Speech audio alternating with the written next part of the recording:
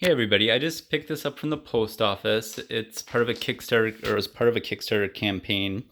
I purchased it back on 9/22 of 2018, so that's September 22nd. And this is the date I paid for it, I believe, and it was $518. It is the SparkMaker FHD SLA 3D printer. It's a small little guy. The overall size of the box is about 13 inches by almost 13 inches by about 13 inches. So it's about a 13-inch square box. I also ordered 3 different resins, SLA 3D printers. They're resin-based printers. The SLA stands for stereolithography. I bought these additional 3 resins, which I don't remember what they're for, but they all 3 specialize in different things, like being able to make a cast out of them, or high detail and high temp, I think it was.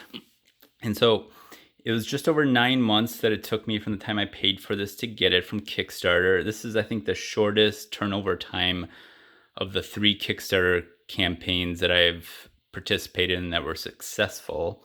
This is the second 3D printer I bought from a Kickstarter campaign. The very first one, I never even got it working yet. Like, I broke the little glass bed, and the glass bed was so small I never found a replacement, so that just ended up sitting in a box.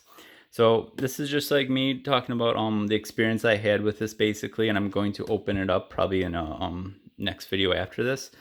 But yeah, so I finally got it. The box is about 13 inches squared.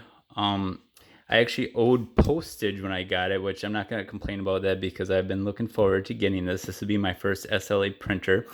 I owed actually $17.80 postage even.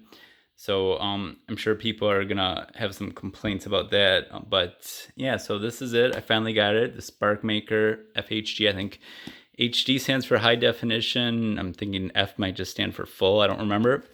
But yeah, this is it. And see if I. Oh yeah. All right. So thanks. Bye.